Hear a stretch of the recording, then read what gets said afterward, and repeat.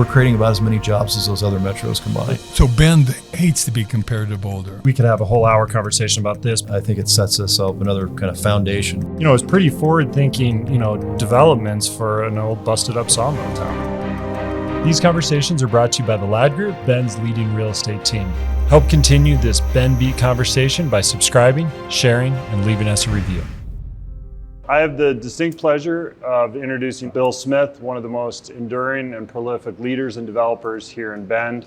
Thank you for taking the time today to share some of your oral history with our listeners. Glad to do it. Well, thanks. So here we are. Let's start. We're here in the Monkless Brewery. This is an incredible, beautiful space overlooking the river and the Old Mill District. So I think it's very fitting given your history with the district. But tell me a little bit more. What are we sitting in here? What is this building? This is a replica of a building that was here called the Green Chain Building. It's a green chain from the Mill A that did the green lumber, and they sorted the lumber here. Okay. It was open, and that building went away, and this building, we replicated it, and here we are. Oh, so this was a replica. What about the rest of the building in this direction? Is that also reconstructed? Everything's new. Isn't this where they pulled the trees up out of the staging pond into the mill itself? Down there is where they brought the log yard, where they took the logs out of the river into the mill. Okay, well, perfect. We're in the right space. Next door is not a replica. That's the actual building. Next door, which building? The Mill A building. The Mill A building. Okay. Well, this is a perfect setting for having this conversation. A little history on you. You moved here in the early 70s? I came here in the summer of '69. Summer of '69, and we'll get to why you came here in just a second. But you've seen this town rebirth from a kind of a failing sawmill town into the economic powerhouse that it is today.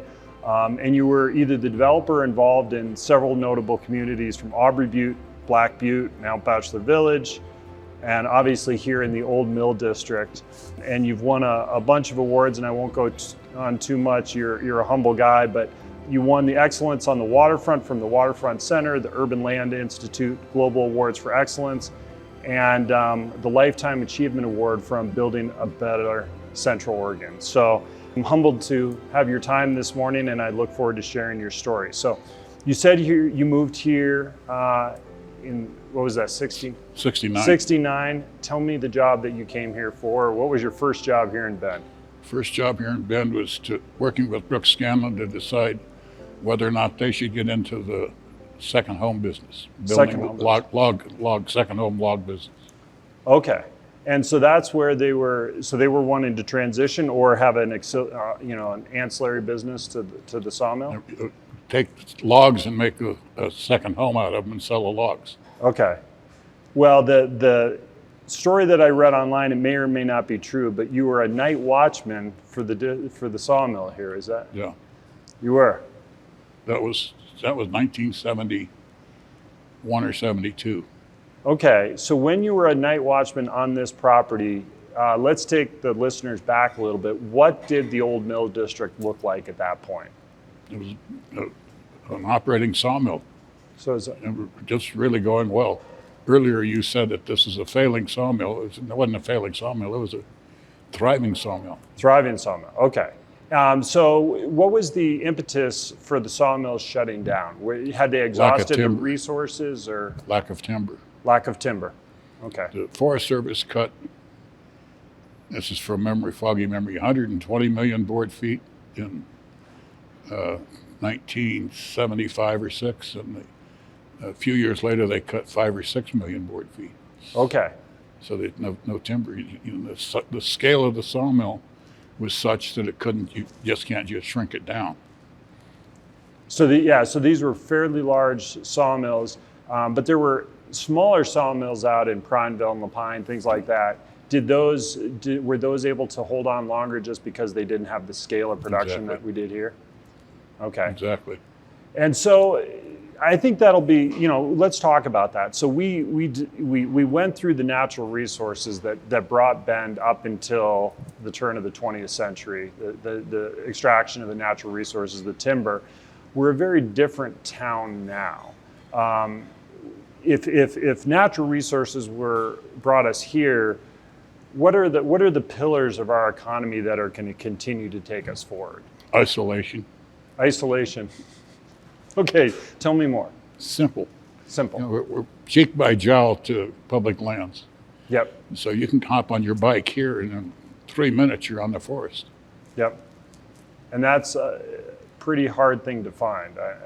If you think about it, we're a pine forest. So compared to a fir forest, we didn't clear cut. We selectively cut. Okay. And we're relatively flat. Yep. So if you go to Idaho, if you're going to ride a bike in Idaho, you ride out and you ride back on the same railroad logging because it's so steep. Yep. Here, you can just go to your heart's content because it's relatively flat. Okay. So we're just, nature gave us a perfect place for mountain bikes. Yep. Nature gave us a perfect place for cross-country skiing. Nature gave us Mount Bachelor. Yep. So, and we're isolated. And we're right next to the Forest Service of the BLM, so it's hard to sprawl, if you will. Yeah, we've got a hard natural line to our west. I think in general, Oregon has a pretty strong divide between urban and rural with the land use laws. That's baloney. Okay. Great, let's talk about that. That's baloney. So you think that so let's talk about those land planning or the urban use laws that were put in place in the early 1970s that were intended, right, to keep urban and rural. They're well intended, but they're misplaced and not very good. Okay.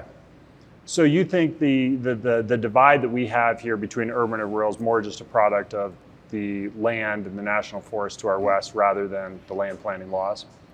Yeah. Think of, the land use laws are written by junior level bureaucrats. Okay. 2 or 3 years out of school that have no experience. Yep. And they're being led by policymakers who think they know what they're doing. Yep. Okay, so take the example of the old mill. Yep. When I put together the partnership that we bought the old mill, that was zoned industrial. Okay.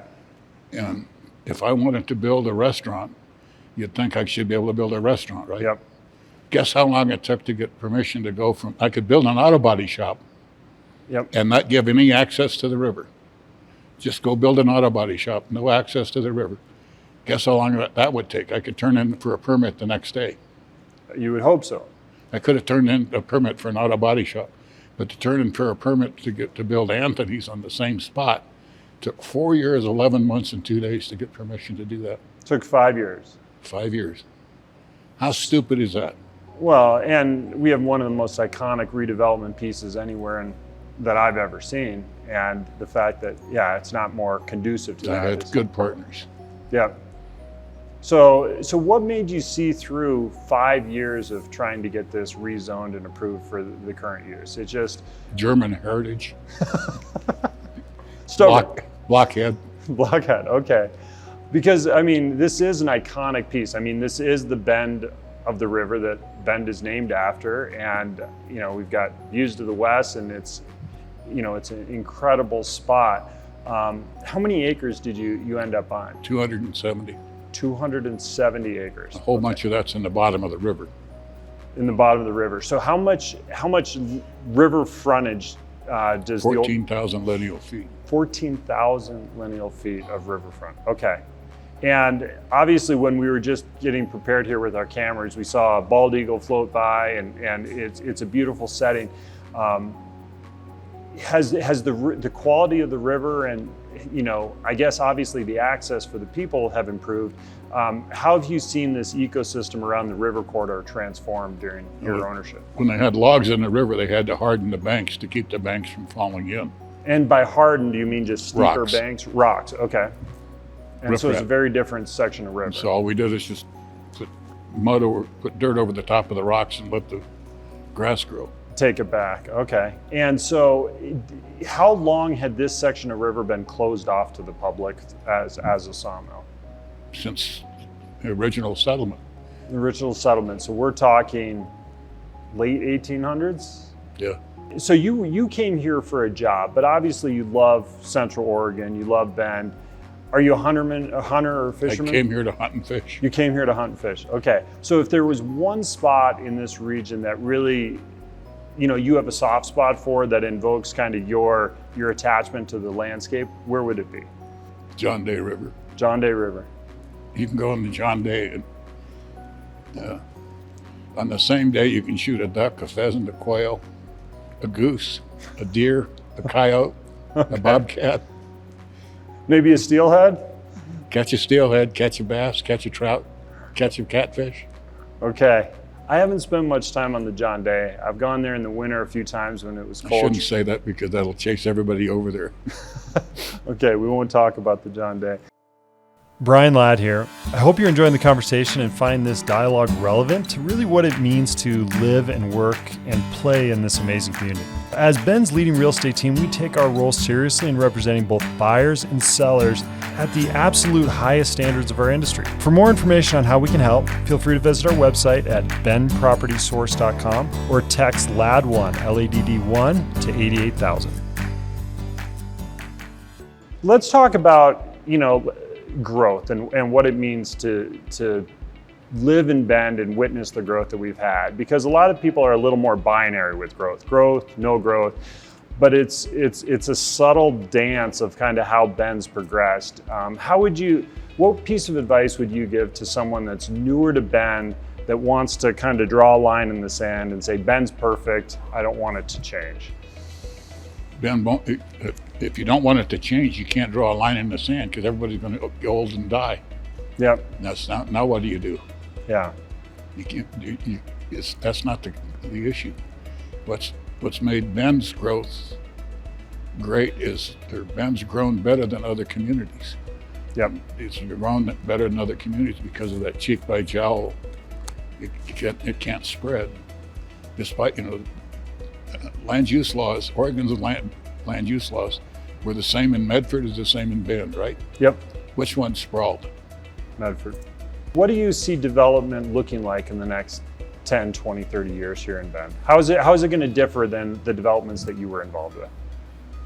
We're just going to keep growing out to the south and the east, and and we're going to get denser in the center because of what the city policies, which I'm not sure I agree with, but look at it this way. In 1900, there were 75 million people in the United States, and in 2000, there were 300 million. And so we're going to have 1 billion at the same rate. When we turn this century again, we're going to have 1 billion too. 1 billion too. And all those people can't live in San Bernardino. Yeah. So relative to other places, Bend is going to be better. Sure. So we're going to grow because we have to. But relative to the other places, we're going to grow better. And if you think of growth, think of how wonderful growth is in the sense that, how many kids you got? I have 3 kids. How old are they? They are 5, 12, and 15. Okay. Do you want them to live in the same town you do? It would be a dream. Can they, if there's 15,000 people in town, like when I moved here, there's no chance of them living in town, is there? Yeah. Now there's a chance. It's not a guarantee. Yeah, but there's a dynamic economy. There's 4-year university. There's reasons for them to stay. And they can find a job. They can find a job. So that's a quality of life issue. Yeah, and let's talk about that a little bit, because some of the NIMBY, the not in my backyards, anti-growth voices that I hear are often from people that have only been here a handful of years, and they didn't see it when it was 15,000 people, or where there weren't the job opportunities that there are now. What piece of advice would you give for someone that I guess we discussed it a little bit, but that doesn't care to see the job growth, or they're worried about ruining the environment that we're in. All those people aren't going to live in San Bernardino. Yeah, we'll go back to that. Relative to other places, we're going to be better. So pick a spot. Where do you want to be? Yep. And we can't close the door behind us. So there was a joke in the early 1980s that when the last person leaves town, make sure to turn the lights off. And I assume that was around the sentiment that jobs were hard to come by, people were going elsewhere for their careers. Yeah. And that's obviously not what we have going on right now with the multitude of industries, from biotech to venture capital to the brewery scene. It's obviously a very different scene than we had back then. What can we do better as a community right now? Let the town grow by itself. Let it take its own course. Think of the Les Schwab Amphitheater, which is now the Hayden Homes Amphitheater. Yep. In 1972, there were 20,000 people in Bend, Yep. and Burl Ives sang in Drake Park, and 10,000 people showed up. 10,000 people in Drake Park. Can you imagine? No. And the police said never again, because if there was a fire down there, there's nothing that they could do to respond. But you know that people are going to show up for a concert, and that's why we have a concert. Yeah. And you hear, and is there a zone for a concert? No. No. So you had to create one, right? And so when you create one, what do you have to do? You got this incredible sand tar in front of you that you have to walk through, called Oregon's land use laws, Yeah. to be creative about something, creative about land use. But is Bend a better place because we have the amphitheater? Absolutely. You ask, what can you do to make Bend, to make our growth good? Just try not to manage it so tight. Just listen to the needs of the town. Let Adam Smith do his job. So obviously, we're a town of driven people like yourself that are very intentional about, forcing things to happen. What about Central Oregon draws people like you? Because there's a lot of beautiful towns in Oregon that haven't grown. What about our culture or the setting has brought so many people that are determined to fight Great. Ord Pinkney said, remember Ord Pinkney? Yep. Okay, Ord Pinkney, who was one of the really fine professors at COCC. Okay. One of the things that he said is, in Bend, you get to rub shoulders with the first rate. So you go to a party in Medford, and everybody there is between 25 and 45, or between 45 and 65, or between 65 and 90. You go to a party in Bend, and they're between 15 and 90. Yep. Everybody, it's all mixed up. I love that. I absolutely love it. So who do I owe gratitude? What organization, besides yourself or individual, that had a big impact on our town that I may be missing? Who else was a big driver that painted the picture of what we see here in 2022? Ben Skinna was one of the big drivers.